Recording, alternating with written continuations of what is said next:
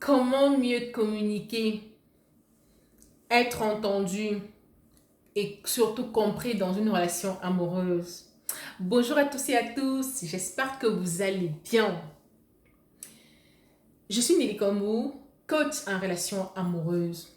J'accompagne les mères célibataires, actives et indépendantes, prêtes à rencontrer le partenaire idéal afin de construire une relation pérenne de couple, enrichissante et épanouissante, tout en préservant leur relation avec les enfants, avec leurs enfants.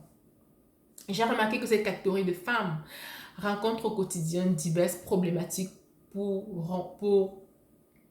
rencontrer l'amour, le partenaire idéal, et parfois elles sont confrontées aux problématiques du choix, au dilemme du choix entre leur partenaire idéal et leurs enfants. Donc, si tu es nouveau sur ma chaîne, n'hésite pas à t'abonner à ma page afin de recevoir les astuces que je peux partager avec toi sur les relations épanouissantes. Et surtout, si tu es une mère célibataire, abonne-toi afin de recevoir en priorité, en avant-première, les vidéos que je vais partager avec toi qui vont certainement t'édifier. Aujourd'hui, mon thème, c'est comment mieux communiquer, comment être entendu et surtout être compris dans une relation amoureuse. Il arrive souvent que dans la vie, on est amené à prendre une décision difficile, surtout en amour. Soit quitter une personne qui ne nous convient plus, forcément, ou alors il arrive que la relation amoureuse se termine. Et dans ce cas, on encaisse, on digère, on prend la nouvelle. Après, on a souvent besoin, parfois c'est pas toujours clair, surtout quand ça se termine de manière brusque ou imprévue pour l'un des partenaires. On a parfois besoin de réponses, on a parfois besoin d'en savoir plus. Et pour ça, c'est le dialogue qui permet souvent de connaître un peu mieux. L'un des partenaires peut avoir besoin de communiquer, surtout être entendu, surtout être compris dans des relations ou comprendre le pourquoi, savoir le pourquoi quand il y a une introspection. Donc aujourd'hui, j'ai eu le cas il y a des années de cela. Et avec le recul aujourd'hui et les cours que je fais aujourd'hui et les accompagnements que je propose aujourd'hui, j'ai recensé, identifié 7 principales clés qui, pour moi, à mon sens, sont importantes à prendre en compte quand on est dans cette situation. Première des choses, il est important, ce que je ne savais pas forcément avant et que j'ai conscientisé déjà et que je partage avec vous aujourd'hui, il est important de prendre conscience du fait que on n'est pas tous, nous sommes tous différents en tant qu'être humain, dans toute relation humaine. On n'a pas tous les mêmes contextes de vie, on n'a pas tous les mêmes croyances, on n'a pas tous les mêmes affects, on n'a pas tous la même culture. Donc ça fait ça crée des différences et ça qui fait que parfois ça crée des discordes. Après, c'est à nous de les gérer. Donc ça, c'est important vraiment de prendre ça en compte dans les relations amoureuses, dans toutes nos relations. Et même quand on veut communiquer, être entendu et compris surtout. Ça, c'est très important. Deuxième chose, quand on veut communiquer dans ce genre de contexte, il est important de clarifier son intention. Ce que je faisais pas toujours. Dans ma tête, je savais pourquoi je voulais communiquer, mais je ne clarifiais peut-être pas forcément exactement mon intention derrière. Donc, il est important pour ça de clarifier son intention, pas forcément pour tomber d'accord, mais il faut également préciser ce que l'on attend de la discussion qu'on veut avoir dans cette relation amoureuse. Pourquoi je provoque ce dialogue? Pourquoi je provoque cette discussion? Pourquoi je provoque cette rencontre? Clarifier, c'est ça. Clarifier son intention. Pas forcément, je répète, pour être d'accord, mais vraiment pour préciser ce qu'on attend de la discussion. Parler que de moi dans ce cas. Parler que de moi. Ne pas parler de l'un ou de l'autre ou du partenaire qui est en face, de la personne qui est en face. En fait, ne pas l'incriminer directement. En gros, éviter le tu qui tue. Tu as fait ça, tu as fait ci.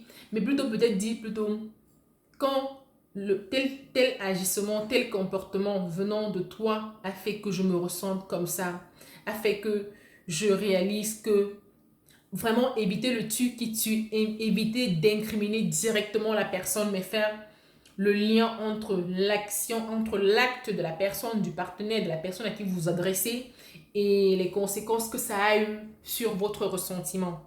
Donc ça, c'est très important à préciser. Parlez que de vous, que de moi, si c'est moi. Moi, en l'occurrence, je prends mon cas parce que j'étais dans cette situation il y a quelques années.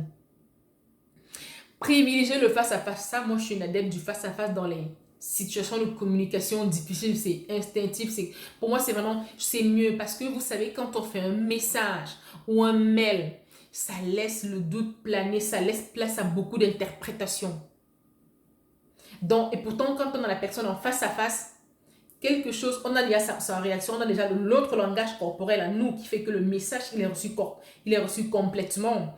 Et on a la réaction de l'interlocuteur en face pour savoir comment elle réagit, si elle a bien compris ou pas. On a beaucoup d'autres indices qu'on n'a pas forcément dans le mail ou le SMS ou au téléphone. Mais le face-à-face est vraiment, pour moi, c'est vraiment le moyen idéal pour gérer une communication difficile dans un contexte amoureux, dans un autre contexte, hein, mais particulièrement dans un contexte amoureux, parce que moi, en l'occurrence, c'était le cas, c'était un contexte amoureux il y a des années. J'avais beaucoup d'incompréhension et tout. Ça a commencé d'abord par des mails et tout, par des mails, des SMS, mais il y avait beaucoup de... Moi, je m'exprimais aussi, la personne aussi, la personne, elle le ressentait différemment. Mais après, j'ai trouvé que en face à face, c'est mieux, on s'exprime vraiment en tant qu'adulte, c'est mieux l'écoute, le dialogue en face à face, on perçoit mieux le message et on a un meilleur retour. Donc, privilégiez idéalement le face à face, car le langage écrit laisse beaucoup d'interprétation. Cinquièmement, dire ou exposer avec beaucoup de bienveillance son intention ou ses idées. L'intention, vraiment, la bienveillance, c'est quelque chose de très important. Si vous avez appris un peu ce que c'est que la communication non violente, ça a l'air de quelque chose de théorique, mais c'est important de l'appliquer. Ne pas venir communiquer avec quelqu'un parce que vous voulez à tout prix. Vous avez peut-être besoin de mettre les choses en place, de clarifier les choses sans forcément être d'accord ou vous accuser réciproquement ou en faire un litige, mais juste parfois on a un besoin d'expression et un besoin de réponse, même si on n'est pas forcément d'accord. Donc ça, c'est important de dire avec beaucoup de bienveillance son intention, ses idées, car nous sommes des hommes, des êtres rationnels. Nous ne sommes pas des êtres rationnels, mais plutôt émotionnels. Et parfois, c'est pas évident, en fait. C'est pas évident. Sixièmement, c'est important de faire reformuler. Ça, je ne pensais pas toujours à faire reformuler. Quand j'ai eu dans l'une de mes relations amoureuses, en fait, dans cette relation-là, c'est aussi peut-être aussi bien dans une relation amoureuse que dans les relations avec les relations professionnelles, en gros. Donc, parfois, j'avais besoin d'exprimer les choses aux personnes, mais je ne pensais pas à les faire reformuler pour me rassurer si elles avaient vraiment compris la portée de mon message, mon intention. Je ne pensais pas toujours à reformuler. Parce que reformuler, par exemple, vous pouvez dire, qu'est-ce que tu as compris de ce que je viens de te dire? Comment perçois-tu mon message pour être sûr que la personne a vraiment bien perçu votre message à vous? Se rassurer qu'on a été compris. Dernière chose que j'ai préparée pour vous.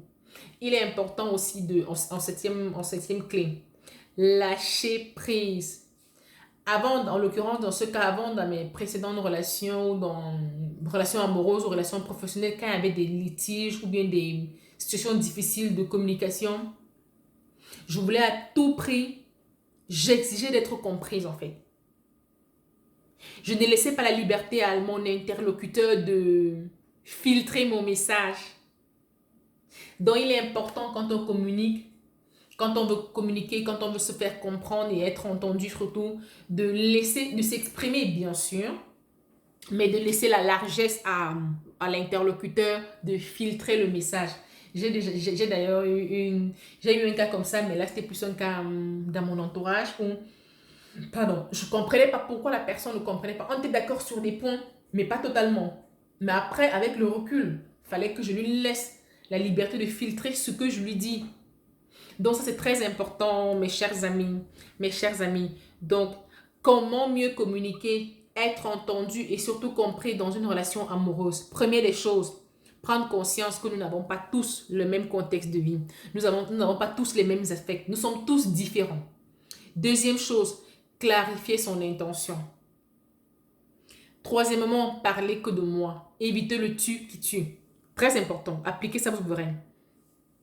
Quatrièmement, privilégier le face-à-face pour ne pas laisser place à des interprétations des choses que vous n'avez pas forcément dites.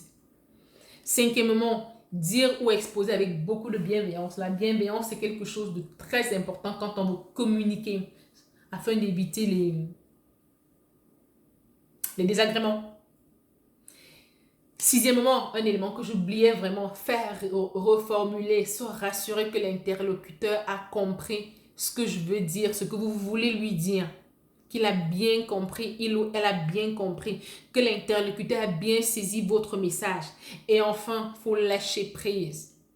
Il ne faut pas exiger votre interlocuteur accepte votre message.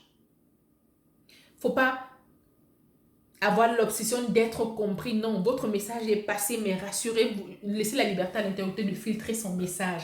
Donc voilà, c'était les 7 astuces que je voulais partager avec vous sur comment mieux communiquer, être entendu et surtout compris dans les relations amoureuses, dans les relations en général, dans la vie en général. C'était mon partage du jour. J'espère que ça vous aura plu. J'espère que ça vous a apporté. En tout cas, moi, ça m'a beaucoup apporté. Ça m'apporte encore beaucoup aujourd'hui. Et partagez la vidéo si elle vous a plu. Likez. Dites-moi en commentaire si vous avez d'autres astuces comme ça que vous utilisez pour mieux dialoguer, pour mieux vous faire comprendre, pour mieux gérer les communications difficiles. Ça, pour ma part, c'était ce que je voulais partager avec vous. Portez-vous très bien. Abonnez-vous à ma page. Et à une prochaine vidéo pour d'autres astuces pour mieux communiquer ou pour mieux être sentimentalement. Parce que les relations amoureuses, la communication, c'est la base de tout, l'une des principales bases dans une relation sentimentale épanouie. Hyper important, bien dialoguer de la meilleure manière. Essayez d'utiliser la communication non violente. Ça a l'air théorique, mais c'est des choses qui marchent. C'est des choses qui aident. C'est des choses qui sont bien. Bye bye, plein de bisous. Bye bye.